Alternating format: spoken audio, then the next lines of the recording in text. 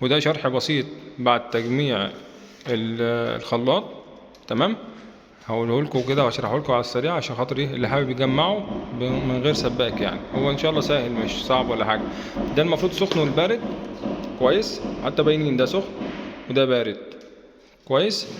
ده المفروض بتاع الفلتر، بيركب فيه كده حته خرطوم اللي هو لما الفلتر يركب يعني.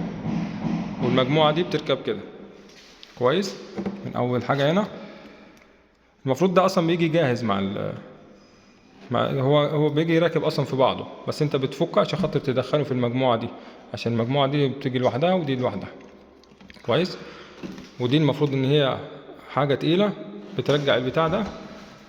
لما ده المفروض يمسك كده، المفروض هي دي بتنزل عشان تسحبه لفوق. دي حاجه تقيله، دي بديل للسوسته عشان السوسته بتبوظ يعني، فدي حاجه حلوه هم عملوها. ده المفروض ان هو بيجي بردك بيركب في الوصله التانية. يعني المفروض دي بتركب مع دي تمام، ودي بتركب هنا كويس. دي انا مش عارف اشرح عشان مش عارف اسامي الحاجه دي، لان انا اصلا مش سباك برضو كويس. ودي المفروض ان هي بتاعه الصابون، يعني انت تقدر تفك دي عادي، تملاها صابون، تتملي صابون عادي وتتحط كده عادي وتربط مكانها.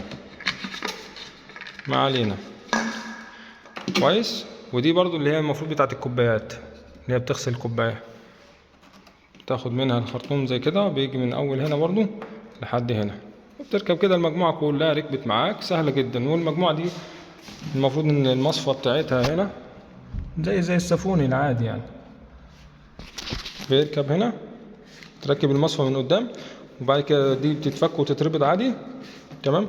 والمجموعه هنا زي ما انت شايف، واحده واحده تركب كل المجموعه دي. وده المفروض السافون اللي هو ايه هيوصل للصرف الرئيسي. اي استفسار كلمونا عادي وانا هجاوبكم على اي استفسار ان شاء الله.